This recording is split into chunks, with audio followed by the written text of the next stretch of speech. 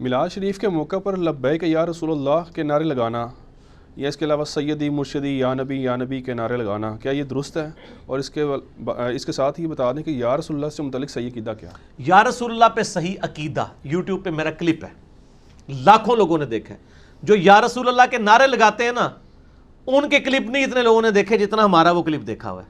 اس میں نے یہ سارے دلائل ذکر کیے تھے کہ یا رسول اللہ سے ہمیں کوئی چڑ نہیں، لبیک کا یا رسول اللہ بھی آپ کہہ سکتے ہیں اگر آپ کی نیت لبیک اللہم لبیک کے اگینسٹ نہ ہو۔ لبیک کا مطلب ہے میں حاضر ہوں۔ اگر ایک شخص کوئی کہتا ہے یا رسول اللہ میں حاضر ہوں کہ میں آپ کی محبت میں داڑھی رکھوں گا، چاہے میری ماں مجھے دودھ بھی نہ بخشے، میں حاضر ہوں یا رسول اللہ، اوتے نالے ٹھوس ہو جان گے۔ یا رسول اللہ میں فجر کی نماز روزانہ پڑھا کروں گا، میں حاضر ہوں، ٹھوس۔ اس طرح کے لبیک ہیں، تو اس سے المدد تو ثابت نہیں ہوتا۔ بخاری مسلم میں حدیث ہے کہ صحابہ کرام لبیک یا رسول اللہ کہتے تھے۔ وہ معاذ بن جبل والی جو حدیث آتی ہے، آپ نے پیٹھ کے پیچھے سوار کیا، بخاری مسلم دونوں میں، مشکات کی پہلی جلد میں آپ کو شروع میں مل جائے گی کتاب الایمان میں۔ آپ نے فرمایا معاذ کا لبیک یا رسول اللہ۔ پھر تھوڑی دیر آگے سواری کی، آپ فرمایا معاذ میں تجھ سے محبت کرتا ہوں۔ انہوں نے کہا یا رسول اللہ میں بھی آپ سے محبت کرتا ہوں۔ پھر کہا کہ میں تمہیں ایک بات بتاؤں کہ جانتے ہو کہ اللہ کا اپنے بندوں پہ کیا حق ہے؟ کہا یا رسول اللہ اللہ اور اس کا رسول بہتر جانتا ہے۔ فرمایا حق یہ ہے کہ بندے اس کی عبادت کریں اور اس کے ساتھ کسی کو شریک نہ ٹھہرائیں۔ صرف عبادت نہیں سر، ایاک نعبد نہیں و ایاک نستعین بھی، اللہ ہی کو مدد کے لیے پکاریں۔ تو پھر آپ سے تھوڑی دور سواری کی، آپ نے میں معاذ کا لبیک یا رسول اللہ۔ جانتے ہو کہ جو بندہ اللہ کے ساتھ شرک نہ کرے اور اسی کی عبادت کرے، پھر اس بندے کا اللہ پہ کیا حق ہے؟ ہائے ہائے ہائے ہائے ہائے ہائے کہ یا رسول اللہ اللہ اور اس کا رسول بہتر جانتے ہیں۔ فرمایا بندے کا، ایسے بندے کا جو مشرک نہ ہو اور اللہ کی عبادت بھی کرتا ہو، یعنی نماز بھی پڑھتا ہو، باقی احکامات بھی، ایسے بندے کا اللہ پر یہ حق ہے کہ اللہ تعالیٰ اسے عذاب نہ دے اور جنت میں داخل کرے۔ یہ میرا رائٹ ہے میرے گاڈ کے اوپر، جس طرح گاڈ کا رائٹ میرے اوپر ہے نا، اگر میں وہ بے کر لوں پھر میرا رائٹ اوبلیگیٹری ہو جائے گا گاڈ کے اوپر۔ حالانکہ اللہ تعالیٰ پہ تو کوئی چیز واجب نہیں ہے، لیکن اس نے خود اپنے اوپر یہ واجب کر لیا ہے کہ جو میرا بندہ تابع فرمان ہو جائے تو ٹھیک ہے، پھر مجھ پہ واجب ہے میں اسے رسپانس کروں۔ اس میں لبیک یا رسول اللہ آتا ہے۔ نماز میں بخاری مسلم میں آتا ہے، جب تم پڑھو گے السلام علیک ایھا النبی ورحمۃ اللہ وبرکاتہ، السلام علینا وعلی عباد اللہ الصالحین، تو زمین و آسمان میں تمام نیک بندوں تک تمہارا سلام پہنچ جائے گا۔ تو ہم نماز میں یا نبی اللہ کہہ رہے ہیں نا، لیکن اس میں حاضر و ناظر تو ثابت نہیں ہو جاتا۔ وہ تو یعنی ہمارا اس میں الفاظ ہیں کہ اللہ تعالیٰ تمہارا سلام پہنچا دے گا، تو بالکل اللہ ہی پہنچا رہا ہے۔ تو یا رسول اللہ تو ہم مانتے ہیں، ہم کہتے ہیں المدد یا رسول اللہ نہ کہیں، وہ دعا صرف اللہ ہی سے۔ میرا ریسرچ پیپر بھی ہے اور مسئلہ نمبر 3 بھی ہے، اور ایک اور کلپ ہے مفتی اکمل صاحب کے دھوکے کا جواب۔ وہ کہتے ہیں ہم امی سے روٹی مانگتے ہیں تو یہ بھی شرک ہو جائے گا۔ سر اس کو کون شرک کہہ رہا ہے؟ یہ تو قرآن میں آیا وَتَعَاوَنُوا عَلَى الْبِرِّ وَالتَّقْوَى وَلَا تَعَاوَنُوا عَلَى الْإِثْمِ وَالْعُدْوَانِ۔ یہ میرے پاس بلال بھائی بیٹھے، میں ان کو کہتا ہوں مجھے پانی پلا دیں، یہ کون شرک کہتا ہے؟ یہ تو قرآن میں حکم ہے۔ لیکن یہ بلال بھائی بغداد شریف میں وہاں بھی قبر کے اندر ہے، اور میں کہوں بلال بھائی مجھے پانی پلا دیں، تو یہ پھر شرک ہو جائے گا، ایاک نستعین کی وائلیشن ہو جائے گی۔ باقی آپ میرے وہ کلپس دیکھ لیں تو آپ کو کلیئر ہو جائے گا کہ ہمیں یعنی اس سے کوئی مسئلہ نہیں ہے۔ ایک اور بھی پیش کرتے ہیں جی، وہ جنگ یمامہ کے موقع پر وہ عمر سیریز میں بھی فلم آیا ہے، یا محمدہ کا نعرہ لگایا تھا صحابہ کرام نے۔ پہلی تو بات ہے یہ تاریخ ابن کثیر میں بے سند روایت ہے، یہ روایت کی سند ہی کوئی نہیں ہے۔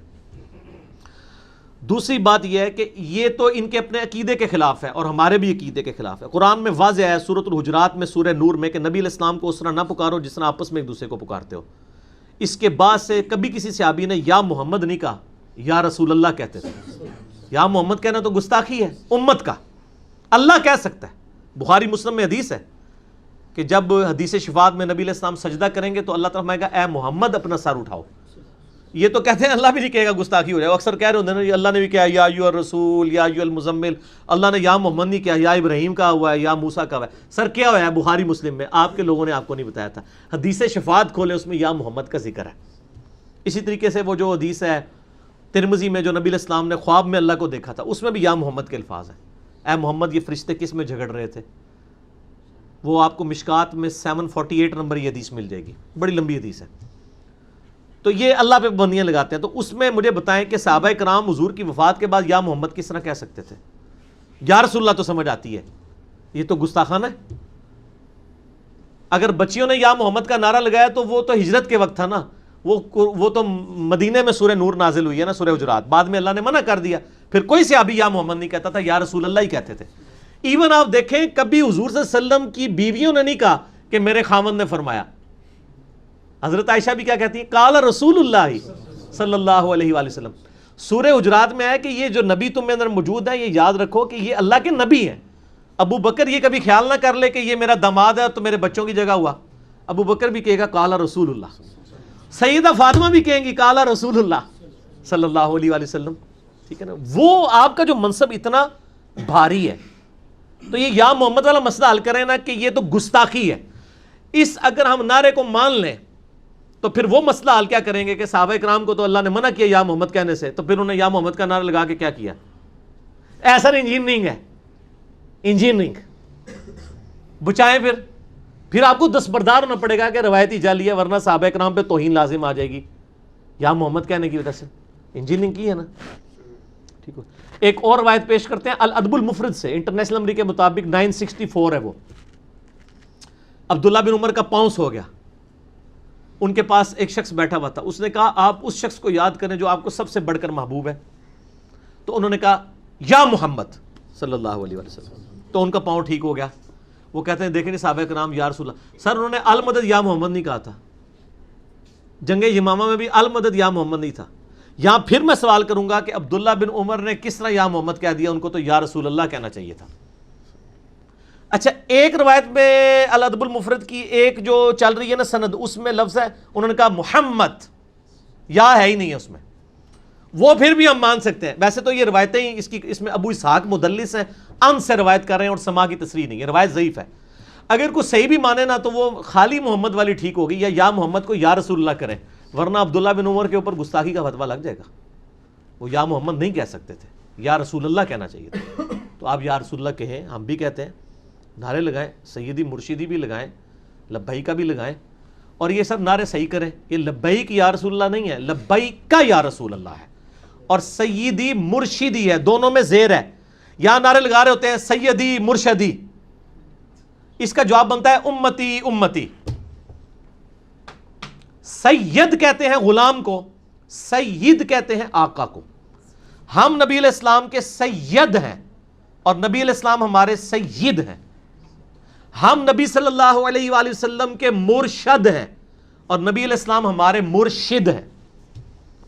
مرشد دا دیدار و باہو, وہ مرشد نہیں کہنا چاہیے, مرشد کہنا چاہیے.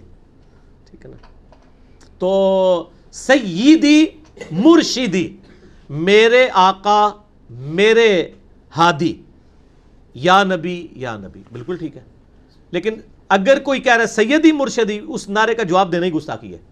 اس پہ آپ جواب دیا کریں گے امتی امتی.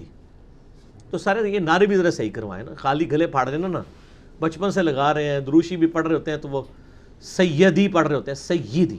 ہاں, یہ جو دعوت اسلامی والے ہیں وہ پروننسیشن صحیح کرتے ہیں, ان کو چونکہ سکھایا جاتا ہے نا, تو وہ آپ دیکھیں وہ سیدی نہیں, وہ سیدی ہی پڑھیں گے, وہ صحیح پڑھتے ہیں. تو خود یہ قوالیاں بھی پڑھ رہے ہوتے ہیں, بھر دو جولی میری یا محمد, اس طرح سے کر کے یا محمد تو خود بھی کہہ رہے ہوتے ہیں. ہاں, لیکن وہ کہیں گے قوالی ہے, ہم اس کو نہیں کرتے, کسی عالم نے نہیں کہا. وہ ایک ٹکٹ میں دونوں مزے کریں گے, قوالی بھی سنیں گے, اور جب آپ فتویٰ لگائیں گے تو وہ کہیں گے یہ, جیسے آپ کو پتہ ہے نا, وہ عدالت میں جا کے لوگ کہتے ہیں کہ جی وہ میرا بیان تھا, میری آفیشیل سٹیٹمنٹ تو وہ ہے جو میں نے ریٹن میں جمع کروائی ہے. تو وہ آئینی طور پہ وہ بچ جائیں گے. ٹھیک ہے, آئینی سٹیٹمنٹ اور ہوتی ہے, قانونی سٹیٹمنٹ اور ہوتی ہے, اور ایک پبلک سٹیٹمنٹ اور ہوتی ہے. اور پھر یہ کہنا کہ وہ حاضر و ناظر, وہ تو میری ایک ہی حدیث کافی ہے, بخاری مسلم دونوں میں موجود ہے. جب 70 صحابہ کو دھوکے سے شہید کیا گیا, انہوں نے شہید ہوتے وقت دعا کی, اے اللہ ہمارے نبی کو ہمارے حال کی خبر کر دینا کہ ہم نے ان کا دین نہیں چھوڑا. اور نبی علیہ السلام نے فرمایا کہ مجھے اللہ نے خبر دی ہے کہ تمہارے ساتھیوں کو اس طرح شہید کر دیا گیا. انہوں نے شہید ہوتے وقت یہ دعا کی ہے کہ اے اللہ ہمارے نبی کو ہمارے حال کی خبر کر دینا. اس میں 3 مسئلے ایک حدیث میں کلیئر ہیں. یہ حدیث بخاری میں بھی ہے, مسلم میں بھی ہے, اور میرا ریسرچ پیپر دعا صرف اللہ ہی سے, اس میں بھی میں نے ڈالی ہوئی ہے. بخاری میں انٹرنیشنل نمبر ہے 4086, مسلم میں ہے 4917, اللہم بلغ عنا نبینا انا قد لقینک، ٹھیک ہے، یہ الفاظ ہیں. اور اللہم بلغ عنا نبینا انا قد لقینک فرضینا عنک ورضیت عنا، ہم تجھ سے راضی تو ہم سے راضی اس حال میں. اس میں مسئلہ علم غیب بھی کلیئر ہوا. انہوں نے اللہ کو کہا کہ ہمارے نبی کی حال کی خبر کرو. حاضر و ناظر بھی کلیئر ہوا. اگر حضور وہاں موجود ہوتے تو کہتے یا رسول اللہ انظر حالنا. ٹھیک ہو گیا، حاضر و ناظر بھی کلیئر ہو گیا، علم غیب بھی کلیئر ہو گیا. اور استانت، یا رسول اللہ مدد نہیں انہوں نے کہا، انہوں نے اللہ سے مدد مانگی کہ ہمارے نبی تک ہمارا پیغام پہنچا دیں. 3 مسئلے ایک حدیث میں حل ہیں. ٹھیک ہے، باقی میرے آپ ڈیٹیل لیکچر دیکھ لیں تو ایجوکیٹ کریں. نبی صلی اللہ علیہ وآلہ وسلم کی شفاعت اور جنت میں پڑوس کیسے حاصل کریں جبکہ ہم لوگ بہت گناہ گار بھی ہیں، سست الوجود بھی ہیں؟ ہاں جی، چوپڑیاں نالے دو سست الوجودی بھی قائم رکھنی ہے. پھر دو میں جانی مٹھے باہو انج نہیں ہوئے گا. مسلم شریف میں حدیث ہے، جو اذان کا جواب دے اس کے بعد الوسیلہ والی دعا مانگے، اور دعا بخاری میں آئی ہے. اذان کا جواب دے، درود شریف پڑھے اور الوسیلہ والی دعا مانگے، میری شفاعت اس کے لیے حلال ہو جائے گی. یہ طریقہ ہے شفاعت کا حاصل کرنے کا.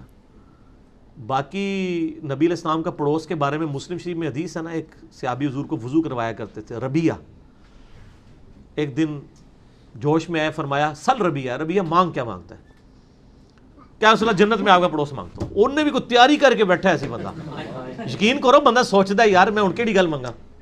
آپ فرمایا اور کچھ مانگ لے. ان کا نا یا رسول اللہ یہی، اور کیا چاہیے؟ کیونکہ وہ ہمیشہ کی جنتوں ہے نا. دنیا میں کوئی ایک پوسٹ حاصل بھی کر لے وہ بھی مرتے دم تک ہی ہے نا. کہ پرائم منسٹر مرنا ہے تو اپنی زندگی تک ہی ہے نا، تا حیات بھی بن جائے تو آپ نے فرمایا پھر کثرت سجود سے میری مدد کر، یعنی تو نمازیں پڑھ، سجدے کر، میری مدد کر، میں اللہ کے حضور شفاعت کروں گا تیرے لیے، اور تیری یعنی نیک اعمال کی برکت سے اور میری شفاعت کی برکت سے تو جنت میں میرا پڑوس مل جائے گا. اس سے یہ بات پتہ چلی کہ صحابہ کرام کا کیا عقیدہ تھا کہ نبی علیہ السلام کا جنت میں پڑوس مانگنا ہے. تو سر نبی علیہ السلام کا پڑوس اسی کو ملے گا جو جنت بھی مانگے گا اللہ سے، اور جو جنت کی توہین کرے گا انشاءاللہ دوزخ میں جائے گا. اور ہمیں تو جنت چاہیے. اس پہ میں نے ایک جملہ بولا تھا، ہم رابعہ کا عقیدہ نہیں مانتے، ربیہ کا عقیدہ مانتے. ایک رابعہ بصری کے بارے میں بھی واقعہ مشہور ہے. ایک دن وہ جا رہی تھی، ایک ہاتھ میں لوٹا پانی کا، ایک ہاتھ میں آگ اٹھائی ہوئی، یعنی وہ کوئلے برتن میں. پوچھا کہاں جا رہی ہو؟ کہا کہ میں اس پانی سے دوزخ کو بجھانے جا رہی ہوں اور اس آگ سے جنت کو آگ لگانے. نعوذ باللہ، یہ تو کلمات کفر ہیں سر. یہ جنت کی توہین ہے. اللہ کی کسی بھی چیز کی توہین کرنا کفر ہے، تاکہ لوگ اللہ کی رضا کی خاطر عبادت کریں، جنت دوزخ سے نہ. سر جنت دوزخ کی لالچ کس نے دی ہے؟ شیطان نے یا اللہ نے؟ قرآن میں آیا ہے سورہ سجدہ کے اندر کہ اللہ کے نیک بندے جو ہیں وہ اللہ کے عذاب کے ڈر اور اس کی جنت کی لالچ میں عبادت کرتے ہیں. تو اسی کہانی اور کراتی ہے. اور مولا علی کی طرف بھی ایک قول مشہور کر دیا ہے، جھوٹا قول ہے. مولا علی نے نہیں فرمایا کہ میں نہ جنت کی لالچ میں اور نہ دوزخ کے ڈر سے، بلکہ میں اللہ کی محبت میں عبادت کرتا ہوں. یہ سر آپ کی سیلف ڈاکٹرائن ہے.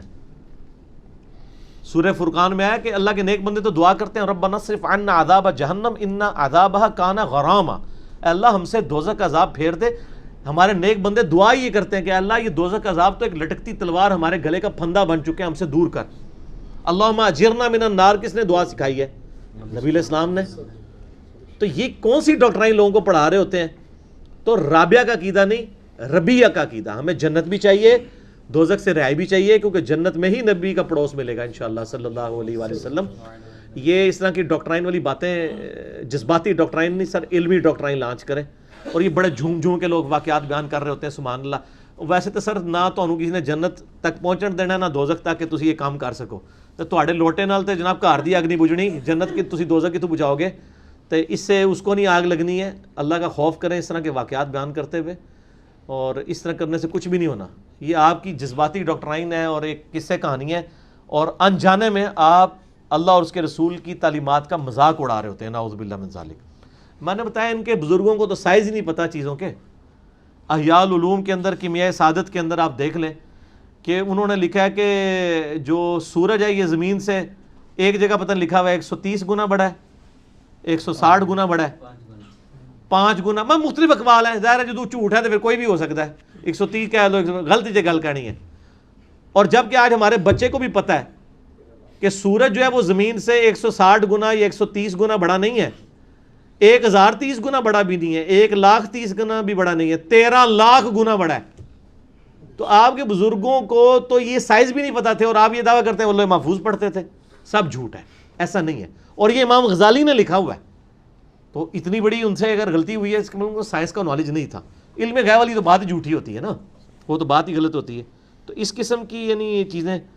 اور یہ وہ ہم بھی وہ جب زمانہ بریلویت میں وہ شعر پڑھا کرتے تھے نا، خدا گر قیامت میں فرمائے مانگو، لگائیں گے دیوانے نعرہ مدینہ. ہم قیامت دن اللہ تعالیٰ پوچھے گا نا کدھر جانا ہے، ہم کہیں گے مدینے. سر نہ، اللہ معافی دے، مدینہ شریف تو دنیا ہی جانا ہے. قیامت دارے سر جنت الفردوس ہی جانا ہے. ٹھیک ہے، زمین تو ختم ہو گئی ہونی ہے ادھر تک. ٹھیک ہے نا. تو قیامت میں جب دیوانے سے پوچھا جائے تو دیوانوں کو چاہیے کہ وہ کہے کہ جنت الفردوس چاہیے. ٹھیک ہے، کیونکہ مدینے کی نسبت نبی علیہ السلام کی رس ہے. آج نبی علیہ السلام پیرس میں دفن ہو جائیں، سر میں یہ کہتا ہوں نا، لوگ کہہ رہے ہیں جی وہ مسجد نبوی کی زیارت کی نیت سے سفر اور وہ روضہ شریف کی زیارت کی نیت سے. سر آپ روضہ شریف کو ذرا پیرس شفٹ کر دینا، میں دیکھتا ہوں مسجد نبوی میں کون نمازوں کا ثواب لینے کے لیے جائے گا. وہ ساری فضیلت نبی علیہ السلام کی وجہ سے. ٹھیک ہو گیا نا جی. اور وہ جنت کا ٹکڑا ہے، میرے گھر سے میرے ممبر تک. اور اس پہ امام بخاری نے باب باندھا ہے، قبر رسول جنت کا ٹکڑا ہے، جنت کے ٹکڑوں میں سے ایک ٹکڑے میں. تو نبی علیہ السلام کی قبر مبارک آج اگر پیرس میں شفٹ ہو جائے، نیو یارک میں شفٹ ہو جائے سر، تو لوگ ادھر ہی جائیں گے. تو سر قیامت والے دن وہ آپ علیہ السلام خود شفٹ ہو جائیں گے جنت میں. لہذا یہ آپ کا شعر غلط ہے. خدا گر قیامت میں فرمائے مانگو، لگائیں گے دیوانے نعرہ مدینہ. مدینہ نہیں لگائیں گے، وہ جنت الفردوس کا نعرہ لگانا چاہیے. دیوانے تھوڑے جو علمی بھی ہو جاؤ نا، دیوانگی نہ خالی دکھاؤ. ٹھیک ہو گیا جی.